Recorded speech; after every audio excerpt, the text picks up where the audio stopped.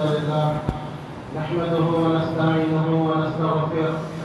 ونؤمن به ونتوكل عليه ونعوذ بالله من شرور أنفسنا ومن سيئات أعمالنا من يهده الله فلا مضل له ومن يضلله فلا هادي له وأشهد أن لا إله إلا الله وأشهد أن محمدا عبده ورسوله الذي أرسله بالحق بشيرا ونذيرا أما بعد فإن خير الحديث كتاب الله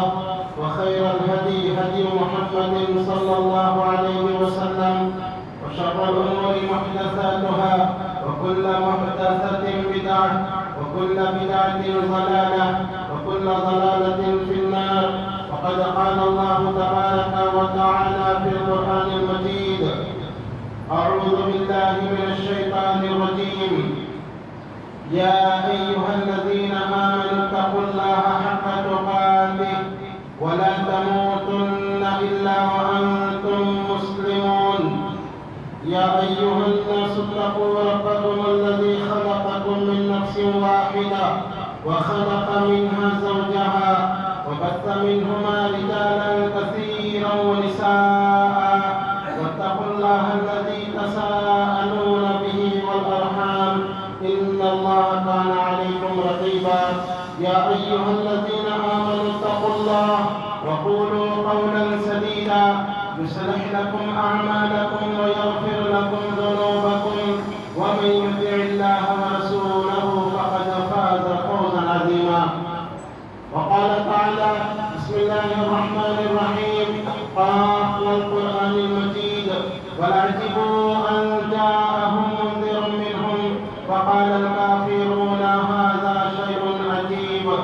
أإذا متنا وكنا ترابا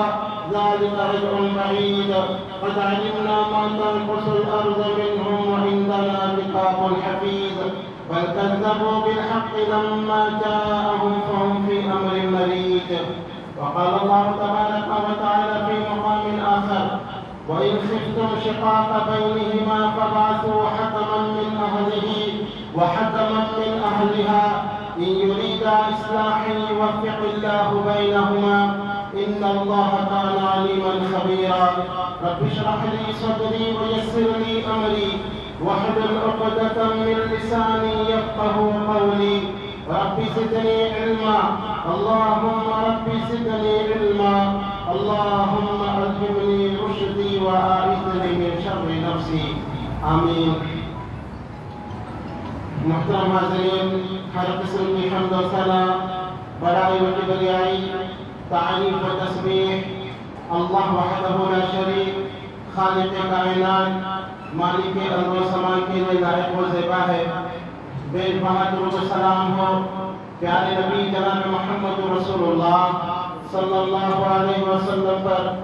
جو اس کائنات کے لیے رحمت بن کر تشریف لائے۔ اللہم صلی علی محمد وعلى آل محمد كما صليت على إبراهيم وعلى آل إبراهيم إنك حميد مجيد. اللهم بارك على محمد وعلى آل محمد كما باركت على إبراهيم وعلى آل إبراهيم إنك حميد مجيد. محترم حضرات، دین اسلام ایک ایسا عظیم الشان دین ہے جو زندگی کے ہر گوشے پر ہماری رہنمائی کرتا ہے، اور زندگی کے گوشوں میں ایک اہم گوشہ ازواجی زندگی کا مستحکم ہونا ہے۔ اس لیے کہ اگر ہم چاہتے ہیں کہ ہمارا گھر مثالی بنے تو ضرورت اس بات کی ہے کہ ازواجی زندگی ہماری خوشگوار ہو۔ میاں بیوی کے تعلقات اگر بہتر ہو تو بچوں کی تربیت بھی اچھی ہو سکتی ہے۔ میاں بیوی کے تعلقات اگر خوشگوار ہو تو ہمارا گھر جنت نما بن سکتا ہے۔ اور اگر ہم چاہتے ہیں کہ ہمارا معاشرہ مثالی معاشرہ بنے، یہ معاشرہ اس وقت تک مثالی نہیں ہو سکتا جب تک کہ دونوں کے درمیان، میاں اور بیوی کے درمیان تعلقات اچھے نہ ہو۔ اگر میاں بیوی کے تعلقات خوشگوار ہوں تو شوہر باہر کے مسائل اور پرابلم بہت آسانی سے حل کر سکتا ہے، لیکن اگر اس کے گھر ہی میں مسئلے ہو تو اس کی زندگی ٹینشنوں اور پریشانی میں گزر جاتی ہے۔ اسی لیے اسلام نے اس اہم نقطے پر بھی ہماری رہنمائی فرمائی، اور پھر اللہ تعالیٰ نے قرآن کے اندر فرمایا وَإِنْ خِفْتُمْ شِقَاقَ بَيْنِهِمَا فَابْعَثُوا حَكَمًا مِّنْ أَهْلِهِ وَحَكَمًا مِّنْ أَهْلِهَا۔ اگر تم کو یہ ڈر ہو کہ میاں بیوی میں کچھ اختلاف ہو رہا ہے یا پھر ان کی زندگی کے اندر پریشانیاں ہیں، تو اللہ فرماتا ہے کہ فَابْعَثُوا حَكَمًا مِّنْ أَهْلِهِ، بیوی کی طرف سے کوئی ایک عقل مند انسان، کوئی بڑا انسان آگے بڑھے، وَحَكَمًا مِّنْ أَهْلِهَا، اور شوہر کی طرف سے بھی کوئی ایک عقل مند انسان، گھر کا بڑا ذمہ دار آگے بڑھے اور بیٹھ کر صلح کرانے کی کوشش کرے۔ وَإِن يُرِيدُوا إِصْلَاحًا يُوَفِّقِ اللَّهُ بَيْنَهُمَا، اگر ان دونوں کی نیت اچھی ہے، صلح کرانے کی ہے، یوفق اللہ، تو اللہ تعالیٰ ضرور ان کی مدد کرے گا اور دونوں کی نااتفاقیاں اللہ تعالیٰ دور کر دے گا۔ ان اللہ کان علیما خبیرا، اس لیے کہ اللہ تعالیٰ بہت بڑا علم والا اور بہت بڑی خبر رکھنے والا ہے۔ تو اللہ تعالیٰ نے اس آیت میں حکم دیا کہ میاں بیوی میں جو چھوٹی چھوٹی دلوں پر جو غبار آ جاتا ہے یا چھوٹی چھوٹی جو لڑائیں آپس میں چلتی ہے، اور پھر یہ چھوٹی لڑائی جب بڑی بن جاتی ہے اور آپس میں جدائی کی نوبت آ جاتی ہے، ایسے وقت میں دو گھروں کے ذمہ داروں کو چاہیے کہ آپس میں بیٹھ کر صلح کرنے کی کوشش کریں۔ اگر وہ صلح کرنے کی کوشش کرتے ہیں تو اللہ تعالیٰ ضرور ان دونوں کے درمیان صلح کرا دے گا۔ محترم حضرات، کئی ایسے گھرانے ہیں کہ اگر بڑے لوگ ان کے اندر داخل ہو جاتے ہیں تو بڑے بڑے مسئلے حل ہو جاتے ہیں، لیکن لوگ کوشش نہیں کرتے کہ دونوں کی صلح کرائیں تو یہ گھر جہنم نما بن جاتا ہے۔ میاں بیوی کا ایک دوسرے سے اختلاف، جس کا اثر شوہر کی معیشت پر بھی پڑتا ہے اور بچوں کی تربیت پر بھی پڑتا ہے۔ اسی لیے پیارے نبی جناب محمد رسول اللہ صلی اللہ علیہ وسلم، جنہوں نے ہم کو زندگی گزارنے کا طریقہ سکھلایا اور زندگی کے ہر پہلو آپ صلی اللہ علیہ وسلم نے سمجھائے، ازواجی زندگی کے تعلق سے بھی آپ صلی اللہ علیہ وسلم نے بہت اچھی تعلیمات دی ہیں۔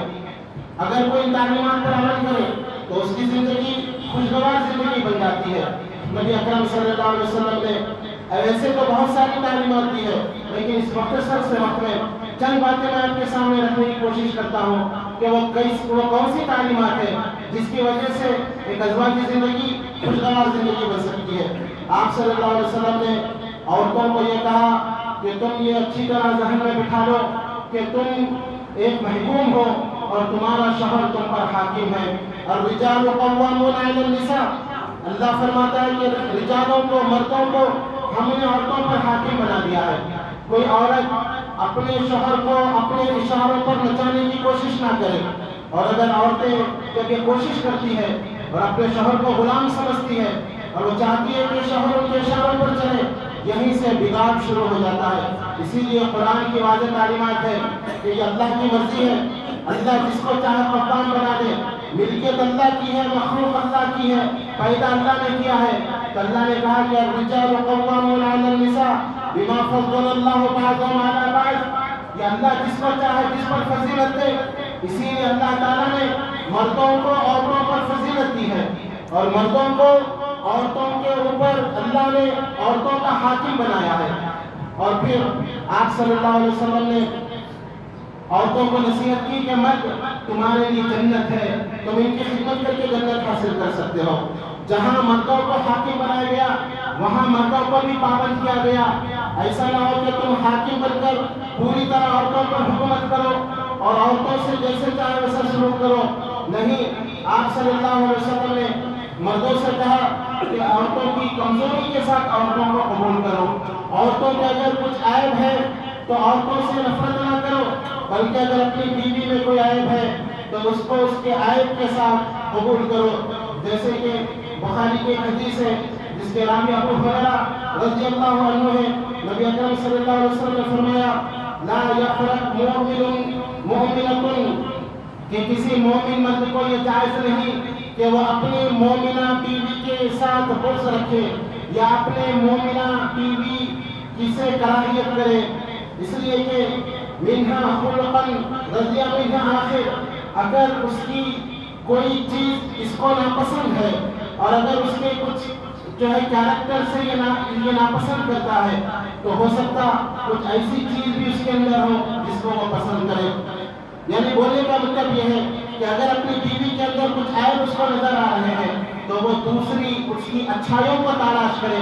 ایسا نہیں ہو سکتا کہ ایک عورت کے اندر پورے کے پورے عیب موجود ہوں، اور ایسا بھی ناممکن ہے کہ پوری کی پوری عورتیں ہر عیب سے مبرہ ہوں اور آپ جیسے چاہے ویسے عورت ہو جائے۔ نہیں، عورتوں کے اندر کچھ عیب ہوتا ہے تو کچھ خوبی ہوتی ہے۔ تو آپ صلی اللہ علیہ وسلم نے فرمایا کہ اگر مرد کو اس کے کچھ عیب سے یا اس کی کچھ عادتیں اس کو بری معلوم ہو رہی ہو تو وہ دوسری اس کی عادتوں پر نظر ڈالے، دوسری عادتوں سے وہ خوش ہو جائے گا اور اس کو بھلی معلوم ہوگی۔ اور پھر دوسری حدیث میں جو مسلم کے اندر ہے، اور یہ حدیث آپ صلی اللہ علیہ وسلم نے حجۃ الوداع کے موقع پر اس اہم اجتماع میں جو حجۃ الوداع کا عظیم الشان اجتماع تھا، وہاں آپ صلی اللہ علیہ وسلم نے خطاب کرتے ہوئے کہا کہ یا ایھا الناس استوصوا بالنساء، اے عورتوں کے ساتھ اچھا سلوک کرنا، عورتوں کے بارے میں میری وصیت کو یاد رکھو۔ فإن المرأة خلقت من ضلع، اور عورتیں یہ پسلی سے پیدا کی گئی ہے۔ اور فرمایا وإن أعوج شيء في الضلع أعلاه، اور پسلیوں میں سب سے ٹیڑھی پسلی جو ہوتی ہے وہ سب سے اوپر والی پسلی ہوتی ہے۔ فإن ذهبت تقيمه كسرته، اور اگر تم پسلی کو سیدھا کرنے کی کوشش کرو گے تو اس کو توڑ دو گے۔ اسی لیے عورتوں کو ان ٹیڑھی پسلیوں کے ساتھ ہی عورتوں سے فائدہ اٹھاؤ اور اس پسلی کو سیدھا کرنے کی کوشش مت کرو۔ زیادہ تم ان پر جبر کرو گے، ظلم کرو گے تو تم توڑ دو گے، مطلب یہ ہے کہ تمہاری طلاق ہو جائے گی۔ تو مردوں کو یہ کہا گیا کہ عورتیں کیسی بھی ہیں ان کے ساتھ فائدہ اٹھاؤ، اچھا سلوک کرو، اور ان کے کچھ اخلاق اگر برے ہیں تو کچھ اچھے اخلاق ہوں گے، ان اخلاق کو یاد کر کے اس کو ذہن میں رکھ کے ان کے ساتھ اچھا رہنے کی کوشش کرو۔ پھر آپ صلی اللہ علیہ وسلم نے یہ بھی فرمایا خیرکم خیرکم لأہلکم وأنا خیرکم لأہلی، کہ تم میں سب سے بہتر انسان وہ ہے جو اپنے گھر والوں کے ساتھ سب سے بہتر ہو، جو اپنی بیویوں کے ساتھ سب سے بہتر ہو۔ پھر آپ صلی اللہ علیہ وسلم نے اپنے آپ کو پیش کر کے کہا وأنا خیرکم لأہلی، اور میں تم سب میں اپنے گھر والوں کے ساتھ سب سے بہتر ہوں۔ ایسا نہیں کہ میں صرف نصیحت کر رہا ہوں، میں تم کو سمجھا رہا ہوں۔ میری دیکھو 11 بیویاں ہیں اور میری بیویوں سے تم پوچھ لو، میں اپنی بیویوں کے ساتھ سب سے بہتر ہوں۔ اسی لیے آپ صلی اللہ علیہ وسلم نے بہتر ہونے کا ایک پیمانہ یہ رکھ دیا ہے کہ سب سے بہتر انسان تم ان کو سمجھو جن کی بیویاں ان کے اخلاق کی گواہی دے۔ بیویاں کہیں کہ یقیناً ہمارے شوہر سب سے بہتر اخلاق کے مالک ہیں، وہی سب سے بہتر انسان ہے۔ اور پھر آپ صلی اللہ علیہ وسلم نے پریکٹیکلی طور پر بھی بتا دیا۔ عائشہ رضی اللہ عنہ سے پوچھا گیا نبی صلی اللہ علیہ وسلم کے اخلاق کیسے تھے؟ انہوں نے کہا کہ قرآن کی طرح، جیسے قرآن ویسے نبی صلی اللہ علیہ وسلم کے اخلاق۔ اور خدیجہ رضی اللہ عنہ نے اس وقت جب پہلی وحی کے بعد آپ گھبرائے ہوئے گھر آئے تھے اور خدیجہ رضی اللہ عنہ سے یہ کہا تھا کہ مجھے اپنی جان کا ڈر ہے، تو انہوں نے کہا تھا اللہ واللہ لا یخزیک اللہ ابدا، ہرگز نہیں، اللہ آپ کو ایسے ضائع نہیں کرے گا۔ کیوں؟ آپ رشتوں کو جوڑتے ہیں، آپ لوگوں کا بوجھ اٹھاتے ہیں، آپ غریبوں کی مدد کرتے ہیں، آپ کمزوروں کو کما کر کھلاتے ہیں، اتنے اچھے اوصاف والوں کو اللہ برباد کیسے کرے گا؟ تو یہ بیویاں نبی اکرم صلی اللہ علیہ وسلم کی گواہی دے رہی ہیں۔ اور پھر آپ سیرت اٹھا کے دیکھیے، 11 بیویاں آپ صلی اللہ علیہ وسلم کو تھی، لیکن کبھی کسی بیوی پر آپ نے ہاتھ بھی نہیں اٹھایا، کبھی کسی بیوی کو کسی بھی وقت برا نہیں کہا۔ جبکہ میرے دوستوں جو سوچنے ہوتی ہیں آپس میں بہت زیادہ نااتفاقی بھی رہتی ہے، لیکن آپ صلی اللہ علیہ وسلم نے اپنی مکمل زندگی میں نہ کسی بیوی پر ہاتھ اٹھایا، نہ کبھی اس کی عزت نفس کو مجروح کیا، نہ کبھی برا بھلا کہا، بلکہ آپ صلی اللہ علیہ وسلم ان کے جذبات اور احساسات کا خیال رکھتے تھے۔ اما عائشہ رضی اللہ عنہ کو آپ دیکھیں کہ وہ کم عمر نبی صلی اللہ علیہ وسلم کی بیوی تھی، اس کے باوجود آپ ان کی اس عمر کا بھی خیال رکھتے، اور نبی کے گھرانے میں وہ اپنی کڑیوں کے ساتھ اپنی سہیلیوں سے کھیلا کرتی تھی۔ اور جب آپ صلی اللہ علیہ وسلم گھر میں داخل ہوتے، عائشہ رضی اللہ عنہ کی سہیلیاں چھپ جاتی، آپ صلی اللہ علیہ وسلم ان سہیلیوں کو ڈھونڈ کر لاتے اور کہتے کہ عائشہ کے ساتھ کھیلو۔ اللہ اکبر، یہ کائنات کے تاجدار اخلاق تھے۔ آپ نے یہ نہیں کہا کہ میں اللہ کا نبی ہوں، میں سید ولد آدم ہوں، میرے گھر میں یہ کیا ہے، گڑیوں سے کھیلنا نہیں۔ آپ صلی اللہ علیہ وسلم نے اپنی بیوی کے جذبات کا خیال رکھا۔ اور پھر عائشہ رضی اللہ عنہ کو کہتی ہے، بخاری کی حدیث ہے، ایک مرتبہ مسجد نبوی میں کچھ حبشی لوگ جو تیر اندازی کی مشق کر رہے تھے، عائشہ رضی اللہ عنہ اس مشق کو دیکھنا چاہتے ہیں، وہ کم سن تھی، تو نبی صلی اللہ علیہ وسلم نے ان کو اپنے پیٹھ کے پیچھے ٹھہرا کر کے ان کا سہارا بن کر وہ کھیل دکھایا۔ انہوں نے نبی صلی اللہ علیہ وسلم کے کندھے پر سر رکھ کر اور اپنے ٹھوٹی پر رکھ کر وہ کھیل دیکھنے لگی۔ عائشہ رضی اللہ عنہ نے کہا، اس وقت تک اللہ کے نبی ٹھہرے رہے جب تک کہ میں تھک نہ گئی۔ جب میں تھک گئی، آپ صلی اللہ علیہ وسلم وہاں سے ہٹے۔ اللہ اکبر! عمر میں کتنا فرق ہے دیکھیے، 50 سال سے زیادہ آپ صلی اللہ علیہ وسلم کی عمر ہے، لیکن عائشہ رضی اللہ عنہ کے جذبات کا اتنا خیال کہ جب تک وہ کھیل دیکھنا چاہ رہی ہے، آپ صلی اللہ علیہ وسلم ان کو بتاتے ہیں۔ اسی لیے عائشہ رضی اللہ عنہ یہ حدیث بیان کر کے اپنے زمانے کے لوگوں سے کہتی کہ لوگوں، اپنے عورتوں کے جذبات کا خیال رکھو اور ان کو ان کا حق دو، ان کو ان کے انداز سے جینے کا تم جینے کی مہلت دو، جیسے وہ جینا چاہتی ہے جینے دو۔ کائنات کے تاجدار جب میرا اتنا خیال رکھتے تو تم بھی اپنی بیویوں کا خیال رکھو۔ آپ صلی اللہ علیہ وسلم ایک سفر میں تھے، عائشہ رضی اللہ عنہ سے کہا کہ چلو دوڑ لگاتے ہیں، کیونکہ آپ کو معلوم تھا کہ یہ کم عمر ہے، ان کے جذبات کا خیال۔ دوڑ لگاتے ہیں، عائشہ رضی اللہ عنہ آگے ہو جاتی ہے، نبی صلی اللہ علیہ وسلم پیچھے رہ جاتے ہیں۔ پھر کچھ دنوں کے بعد ایک موقع آتا ہے، عائشہ رضی اللہ عنہ تھوڑی سی موٹی ہو گئی، پھر آپ نے کہا کہ چلو عائشہ دوڑ لگاتے ہیں۔ یہ ہے بیویوں کے ساتھ ہنسی مذاق، ان کے جذبات کا خیال رکھنا۔ جب ایک گھر کا ایسا ماحول ہوگا، میاں بیوی اس طرح خوشگوار زندگی گزاریں گے، تو پھر وہ گھر یقیناً جنت نما بنے گا، اور بچوں کی اچھی تربیت ہوگی، اور شوہر کا ذہن فریش رہے گا، اور وہ باہر اپنے پورے دماغ کے ساتھ وہ محنت کر کے کمائے گا۔ گھریلو اگر ٹینشن ہو اور بیوی کے ساتھ اس کے تعلقات خراب ہو، وہ پورا دماغ اس کا اسی ٹینشن میں رہے گا، نہ وہ صحیح کما سکتا ہے، نہ بچوں کی تربیت کر سکتا ہے۔ دوسرا موقع آیا، پھر دوڑ کا مقابلہ ہوا، اس بار نبی صلی اللہ علیہ وسلم آگے ہو جاتے ہیں اور عائشہ رضی اللہ عنہ پیچھے رہ جاتی ہیں۔ تو آپ صلی اللہ علیہ وسلم کہتے ہیں کہ عائشہ یہ اس وقت کا بدلہ ہے جب تم نے مجھے پیچھے کیا تھا اور آج میں نے تم کو پیچھے کر دیا۔ یہ میاں بیوی کے اندر نبی صلی اللہ علیہ وسلم اتنے بڑے اونچے مرتبہ پر فائز ہونے کے باوجود اپنی بیویوں کی زندگی کے لیے اور اپنے بیویوں کو خوش رکھنے کے لیے اس طرح کرتے تھے۔ میرے دوستوں، واقعات بہت ہیں، لیکن میں یہ کہنا چاہتا ہوں کہ میاں بیوی کتنے ہی دیندار کیوں نہ ہو، کتنے ہی اچھے اخلاق والے کیوں نہ ہو، کتنے ہی اللہ سے ڈرنے والے کیوں نہ ہو، آپس میں کچھ نہ کچھ تو کبھی ہو جاتا ہے، دل میں غبار آ ہی جاتا ہے۔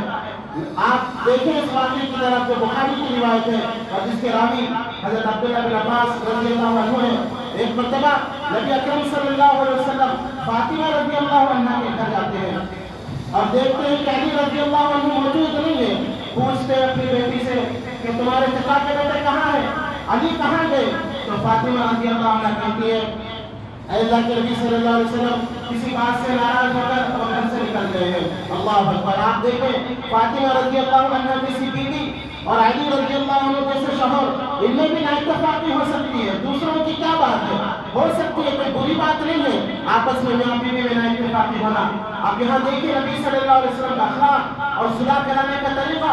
آپ صلی اللہ علیہ وسلم نے فاطمہ رضی اللہ عنہ سے تفصیل نہیں دی کہ بتاؤ کیا ہوا، کیا واقعہ ہوا، کیوں ناراض ہوئے، کیونکہ بعض وقت اگر میاں بیوی میں لڑائی ہو جائے تو تفصیل لینے کی آپ کو ضرورت نہیں ہے۔ نبی صلی اللہ علیہ وسلم نے اتنا سنا کہ علی ناراض ہو کر چلے گئے ہیں، آپ باہر نکلے اور اپنے ایک صحابی سے کہا کہ جاؤ علی کو ڈھونڈ کر لاؤ۔ وہ صحابی گئے، تلاش کیا، دیکھا کہ علی رضی اللہ عنہ مسجد نبوی میں سوئے ہوئے ہیں۔ آ کر نبی صلی اللہ علیہ وسلم کو اطلاع دی کہ وہ تو مسجد میں ہیں۔ آپ صلی اللہ علیہ وسلم جاتے ہیں مسجد نبوی میں، دیکھتے ہیں کہ علی رضی اللہ عنہ سو رہے ہیں، گھر سے ناراض ہوئے مسجد میں سو رہے ہیں، اور پھر ان کے جسم پر مٹی لگی ہوئی ہے، کیونکہ اس زمانے میں سے قالین اور جانماز پتھر نہیں، کچی زمین پر وہ سوئے ہوئے تھے اور ان کے جسم سے کپڑا ہٹا ہوا تھا اور مٹی جسم پر لگی ہوئی تھی۔ نبی صلی اللہ علیہ وسلم قریب جاتے ہیں اور ان کے جسم سے مٹی صاف کرتے ہوئے کہتے ہیں، قم یا ابا تراب، قم یا ابا تراب، اے مٹی والے اٹھو، اے مٹی والے اٹھو۔ نبی صلی اللہ علیہ وسلم کے اس انداز کو دیکھ کر وہ بہت زیادہ متاثر ہو جاتے ہیں اور پھر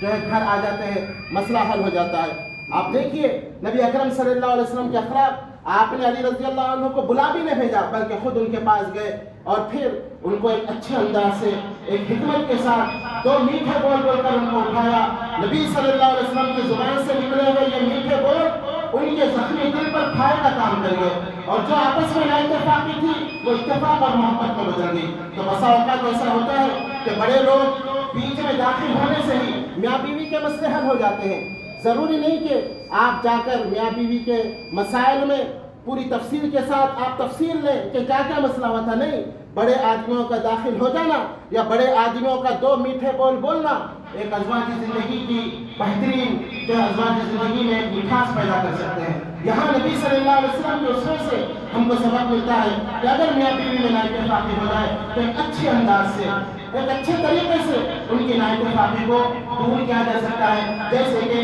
آپ صلی اللہ علیہ وسلم نے جو ہے اس واقعے کے اندر کیا۔ اور اس سے بھی بڑی بات آپ کو ایک واقعہ سناؤ، مسند احمد کی ایک روایت ہے، نبی اکرم صلی اللہ علیہ وسلم کے خود گھر میں عائشہ رضی اللہ عنہ موجود ہے اور کسی بات پر وہ آپ سے ناراض ہو گئی اور زور زور سے جو ہے نبی سے بات کرنے لگی۔ اتفاقاً حضرت ابو بکر صدیق رضی اللہ عنہ گھر میں داخل ہوتے ہیں اور دیکھتے ہیں کہ ان کی بیٹی نبی سے اونچی آواز سے بات کر رہی ہے، وہ اپنی بیٹی کو مارنے کے لیے لپکتے ہیں۔ اللہ اکبر! عائشہ رضی اللہ عنہ ہمارے لیے تو ماں ہے، مومنوں کی ماں ہے، لیکن ابو بکر صدیق کے لیے تو وہ بیٹی تھی اور وہ بیٹی کو مارنے کے لیے دوڑتے ہیں۔ نبی اکرم صلی اللہ علیہ وسلم اپنے پیٹھ کے پیچھے عائشہ رضی اللہ عنہ کو چھپا لیتے ہیں اور وہ پیچھے چھپ جاتی ہے۔ ابو بکر صدیق رضی اللہ عنہ غصے میں اپنی بیٹی پر غصہ کرتے ہوئے باہر نکل جاتے ہیں۔ جیسے وہ باہر چلے گئے، نبی صلی اللہ علیہ وسلم عائشہ رضی اللہ عنہ سے کہتے ہیں کہ دیکھا کیسے میں نے تم کو اس مرد سے بچا لیا، ورنہ تمہاری تو آج بری حالت ہو گئی تھی، کیسے میں نے تم کو بچا لیا۔ اللہ اکبر! یہ نبی صلی اللہ علیہ وسلم کے اخلاق اور کردار تھے۔ اس کے کچھ دنوں کے بعد رات گئی بات گئی ہو جاتی ہے، آپس میں پھر اتفاق ہو جاتا ہے۔ کچھ دنوں کے بعد پھر ابو بکر صدیق رضی اللہ عنہ گھر میں داخل ہوتے ہیں، دیکھتے ہیں کہ بہت خوشگوار موڑ میں نبی صلی اللہ علیہ وسلم عائشہ رضی اللہ عنہ کے ساتھ ہیں، تو کہتے ہیں کہ جو ہے اے اللہ کے نبی، ہم کو جس طرح اس دن آپ نے ہم اپنی جنگ میں شامل کیا تھا، اس خوشی کے موقع پر بھی آپ ہم کو شامل کر دیجئے۔ نبی صلی اللہ علیہ وسلم خوش ہو کے کہتے ہیں قد فعلنا، اے ابو بکر ہم نے تم کو شامل کر دیا ہے، اس خوشی کے موقع پر بھی تم آ جائیے۔ اور پھر میرے دوستو عائشہ رضی اللہ عنہ کہتی ہے، بخاری کی روایت ہے، ایک مرتبہ نبی اکرم صلی اللہ علیہ وسلم نے ان سے کہا اے عائشہ مجھے پتہ چل جاتا ہے کہ کب تم مجھ سے راضی رہتی ہو اور کب تم ناراض۔ کہتی ہے اے اللہ کے نبی آپ کیسے معلوم کر لیتے ہیں؟ آپ نے فرمایا اے عائشہ جب تم کہتی ہو فبی ربی محمد کے رب کی قسم ہے، میں سمجھ جاتا ہوں کہ تم مجھ سے خوش ہو، اور جب تم یہ کہتی ہے کہ ابراہیم کے رب کی قسم ہے، جب میں سمجھ جاتا ہوں کہ تم تھوڑا مجھ سے ناراض چل رہی ہو، تھوڑا سا مجھ سے ناراضگی ہے۔ عائشہ رضی اللہ عنہ مسکرا کے کہتی ہے اے اللہ کے نبی ناراضگی میں صرف آپ کا نام لینا چھوڑتی ہوں، لیکن دل کے اندر میری محبت باقی رہتی ہے۔ تو میرے دوستو یہاں پر نبی اکرم صلی اللہ علیہ وسلم نے اپنی بیوی کو حق دیا، اگر وہ ناراض ہونا چاہے ناراض ہو سکتی ہے، یہ بیوی کو آپ نے حق دیا۔ جس طرح ایک شوہر اپنی بیوی پر ناراض ہو سکتا ہے، بیوی کو بھی یہ حق ہے کہ وہ اگر شوہر پر ناراض کبھی وہ ہو سکتی ہے، اس میں کوئی عیب کی بات نہیں، شوہر کو اس میں برا ماننے کی کوئی ضرورت نہیں۔ اس طرح میرے دوستو بہت سارے ایسے واقعات ہیں جن سے پتہ چلتا ہے کہ نبی اکرم صلی اللہ علیہ وسلم میاں بیوی کے ایسے مسئلوں میں اچھے انداز کے ساتھ آپ صلی اللہ علیہ وسلم یہ مسئلہ حل کرتے تھے۔ آپ بخاری کی اس حدیث کو بھی سامنے رکھیں، ایک مرتبہ نبی اکرم صلی اللہ علیہ وسلم عائشہ رضی اللہ عنہ کے گھر میں ہے اور کچھ مہمان آئے ہوئے ہیں۔ زینب بنت جہش رضی اللہ عنہ کے گھر کچھ اچھی چیز پکی ہوئی تھی، انہوں نے دیکھا کہ مہمان آئے ہوئے ہیں اور ایک لذیذ کھانا جس کو سرید کہا جاتا ہے وہ نبی اکرم صلی اللہ علیہ وسلم کو پسند تھا، تو انہوں نے اپنی خادمہ کو بلایا اور ایک برتن میں اس سالن کو ڈال کر عائشہ رضی اللہ عنہ کے گھر میں بھیجا تاکہ نبی صلی اللہ علیہ وسلم اپنے مہمانوں کے ساتھ یہ کھا سکے۔ جیسے ہی وہ خادمہ اس پیالے کو لے کر وہاں پہنچی، عائشہ رضی اللہ عنہ کی غیرت بہت جو ہے غیرت میں آ گئی کہ میرے گھر میں وہ کیوں بھیج رہی ہے، اور انہوں نے زور سے خادمہ کے ہاتھ پر مارا کہ وہ برتن ٹوٹ کر گر گیا اور وہ جو سالن تھا نیچے گر گیا۔ نبی اکرم صلی اللہ علیہ وسلم نے کچھ نہیں کہا بلکہ مسکراتے ہوئے آپ نے برتن کو اٹھایا اور کہا غارت امکم، لوگ وہاں پہ دیکھ رہے تھے، آپ ناراض نہیں ہوئے کہ لوگوں کے سامنے تم میری بے عزتی کر رہے ہو، اپنی لڑائی لوگوں کے سامنے نہیں، آپ نے سب کے سامنے مسکراتے ہوئے کہا غارت امکم غارت امکم، لوگوں تمہاری ماں کو غیرت آ گئی تھی، تو کیونکہ سوتنوں کا آپس میں مسئلہ ہے تو آپ نے کہا تمہاری ماں کو غیرت آ گئی تھی۔ پھر آپ صلی اللہ علیہ وسلم نے وہ جو ٹوٹا ہوا پیالہ تھا وہ اٹھا کر عائشہ رضی اللہ عنہا کے گھر میں رکھا اور ایک اچھا پیالہ نکال کر اس خادمہ کو دیا اور کہا کہ تم واپس جاؤ۔ یہ نبی اکرم صلی اللہ علیہ وسلم کے اپنے بیویوں کے ساتھ سلوک تھے۔ تو بعض وقت ایسا ہوتا ہے کہ بہت زیادہ مسائل اگر ہوں، شوہر کو چاہیے کہ ان کو نظر انداز کرتے ہوئے آگے بڑھے، دیکھ کر بھی اندیکھا ہو جائے، نہ دیکھا سمجھ کر آگے بڑھے، اور چھوٹے چھوٹے مسئلوں کو آپسی محبت کے ساتھ حل کرے، بات کو بننے نہ دے، تو وہ گھر یقیناً خوشگوار گھر بن سکتا ہے۔ اور بھی میرے دوستوں بہت سارے واقعات ہیں جس سے معلوم ہوتا ہے کہ میاں بیوی اگر زندگی کے اندر انتشار ہو جائے، اختلاف ہو جائے، اچھے اخلاق کے ساتھ، شوہر کی ذمہ داری ہے اچھے کیریکٹر کے ساتھ، کبھی بیوی غصے میں کچھ بولے تو سن لیا کرے، اس پر کوئی اس کی عزت پر فرق نہیں پڑے گا۔ ایک مرتبہ عبداللہ بن مسعود رضی اللہ عنہ کی بیوی نے ان کو کچھ برا بنا کر کہہ دیا، یہ ناراض ہو گئے، اور عمر رضی اللہ عنہ خلیفہ وقت تھے، وہ ان کے پاس گئے اپنی بیوی کی شکایت کرنے کے لیے، لیکن جب گھر کے پاس پہنچے تو دیکھا کہ معاملہ اندر بہت گرما گرم چل رہا ہے، ان کی بیوی ان پر بہت برس رہی ہے، عمر رضی اللہ عنہ کو بہت برا بھلا کہہ رہی ہے اور یہ خاموشی سے سن رہے ہیں۔ انہوں نے منظر دیکھا تو کہا یہاں تو میرا مسئلہ حل ہونے والا نہیں، میں تو شکایت کر کر آیا تھا، یہاں تو اس سے بڑا معاملہ ہے، ان کی بیوی خود امیر المومنین ہے، لوگ ان سے ڈرتے ہیں اور ان کی بیوی خود برس رہی ہے۔ وہ واپس جانے لگے، عمر رضی اللہ عنہ نے دیکھا کہ وہ آ کر جا رہے ہیں، ان کو بلایا اور کہا کیا معاملہ ہے، آئے اور چلے جا رہے ہیں؟ انہوں نے کہا جس مسئلے کو میں لے کر آیا ہوں اس مسئلے میں آپ خود گرفتار ہیں، میں اپنی بیوی کی شکایت لے کر آیا تھا اور آپ کی بیوی جو ہے یہ میں نے حالت دیکھ لی۔ انہوں نے کہا کیا یہ بات نہیں کہ ہماری بیوی ہمارے برتن دھوتی ہے، ہمارے کپڑے دھوتی ہے، ہمارے بچوں کی پرورش کرتی ہے، ہم کو پکا کر کھلاتی ہے، ہمارا ہر طرح سے لحاظ رکھتی ہے، خدمت کرتی ہے، اگر کبھی وہ غصے میں کچھ بولے تو اس سے کیا فرق پڑنے والا ہے؟ غصے میں آ جائے کچھ بولے، سننے لینے آپ کیا ہوتا ہے اس سے کیا؟ تو آپ عمر رضی اللہ عنہ نے ان کو سمجھایا۔ تو کہنے کا مطلب یہ ہے کہ بہت سارے ایسے مسائل ہوتے ہیں کہ میاں بیوی شوہر اچھے انداز سے مسئلوں کو حل کر سکتا ہے، یا اگر شوہر حل نہ کرے، شوہر یا پھر اس کی بیوی کے کوئی بڑے لوگوں کا صرف داخل ہونے والے مسئلوں کا حل ہو جاتا ہے، ان کے اپنے دو بول دو نصیحتیں مسائل کو حل کر دیتے ہیں۔ لیکن اگر بسا وقت ایسا ہو، بات بہت زیادہ بڑھ جائے، میاں بیوی کے اندر محبت نہ ہو اور بالکل جو ہے رہنا ناممکن ہو جائے، ایسی صورت میں الگ بھی ہو سکتے ہیں، جیسے نبی اکرم صلی اللہ علیہ وسلم نے حضرت جو ہے زینب بنت جہش رضی اللہ عنہ کو، یا پھر آپ صلی اللہ علیہ وسلم نے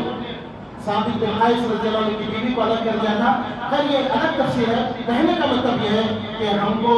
معاشرے کے ذمہ داروں کو چاہیے، اور میں تو یہ کہتا ہوں جس طرح مسجدیں بنانے کی ہم لوگ کوشش کرتے ہیں اس طرح ہمارے معاشرے میں فیملی کاؤنسلنگ سینٹر بھی بنایا جائے، ایسے سینٹر ہر علاقے میں بنایا جائے۔ مسجدیں بنانا اچھی بات ہے لیکن ایسے سینٹر بھی بنایا جائے جس میں عقل مند لوگ موجود ہوں، جس میں علماء کرام ہوں، جس میں کوئی بڑے جو سیاست سے تعلق رکھنے والے بھی لوگ ہوں، جس میں وکیل بھی ہوں، اور ایسے مسائل ہوں میاں بیوی کے مسئلے آگے بڑھ کر ہم خود جائیں، دونوں کو سمجھائیں، اور بہت جو ہے سمجھانے سے ہو سکتا ہے بہت ساروں کی زندگیاں جو اجیرن بن گئی ہے ہمارے دو لفظ بولنے سے ان کی زندگی بھی آباد ہو سکتی ہے، ان کی زندگیوں میں بھی خوشی آ سکتی ہے۔ نبی اکرم صلی اللہ علیہ وسلم کی سیرت میں ایسے بہت سارے واقعات موجود ہیں، تو ہمیں چاہیے کہ سنت کو بھی زندہ کریں۔ جگہ جگہ یا مکمل ہمارے شہر نظام آباد میں ایک فیملی کاؤنسلنگ سینٹر بنایا جائے اور ہم کو پتہ چلے کہ فلاں میاں بیوی میں قرآن بن ہے، ان کے پاس جائیں،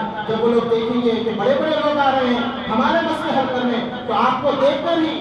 ان کا جو آدھا پرابلم تھا دور ہو جائے گا، اور دو دن آپ کے میٹھے بول ان کی زندگی میں خوشیاں لا سکتے ہیں۔ تو ضرورت اس بات کی ہے لوگوں کو جوڑیں، بہت سارے خاندان ٹوٹے ہوئے ہیں، بات تھوڑی ہے، بات چیت بند ہے، بات کچھ نہیں، بیوی چلے گئے، بیوی ادھر شوہر ادھر، کئی ایسے واقعات آپ لوگ جانتے ہیں، بات کچھ نہیں رہتی، بیوی چلے گئی ہے اور شوہر یہاں پر ہے، دونوں ملنا چاہتے ہیں لیکن بیچ میں کوئی دونوں کی کی بات چیت کرانا پسند نہیں کرتے، کوئی بیچ میں سازش بن کر آنا نہیں چاہتے کہ زندگی اسی طرح گزر رہی ہے۔ تو ضرورت اس بات کی ہے کہ ہم ایسے سینٹرز بنائیں اور وہاں پر ایسے مسائل کو سنجیدگی سے جو ہے ایسے مسائل کا نوٹ لیا جائے، اور پھر زیادہ سے زیادہ ازواج کی زندگی میں منسلک لوگوں کو جوڑنے کی کوشش کریں۔ اللہ تعالیٰ سے دعا ہے کہ اللہ تعالیٰ ہمیں محبت کے علمبردار بن کر زندگی گزارنے کی توفیق عطا فرمائے، اور نفرت کے سوداگر یہ تو جگہ جگہ ہے، اور ایسے لوگ بھی موجود ہیں جو میاں بیوی میں لڑائی لگانے والے ہیں، ان کی باتیدار ادھر کی باتیدار، باپ بیٹے میں لڑائی لگانے والے، نفرت کے سوداگر بہت ایسی فری سروس کر رہے ہیں، ہر معاشرے میں آپ کو ملیں گے برائی کرنے اور جو ہے دور کرنے کے لیے، لیکن آپ محبت کے علمبردار بن کر اور جو ہے لوگوں کو جوڑنے کی کوشش کریں تو انشاءاللہ اس کا بہت فائدہ ہوگا۔ اللہ تعالیٰ سے میری دعا ہے کہ اللہ تعالیٰ جتنے میاں بیوی ہیں سب کے دلوں میں محبت اللہ تعالیٰ پیدا کر دے، اور جو جن کی شادیاں نہیں ہوئی اللہ تعالیٰ ان کو نیک صالح جوڑے عطا فرمائے، اور جن میاں بیوی میں آپس میں نااتفاقی ہے اللہ تعالیٰ ان کی نااتفاقی کو محبت اور الفت پر بدل دے۔ اللہ تعالیٰ جب تک زندہ رکھے، ایمان و اسلام کی حالت میں زندہ رکھے، آمین یا رب العالمین، وآخر دعوانا الحمدللہ رب العالمین۔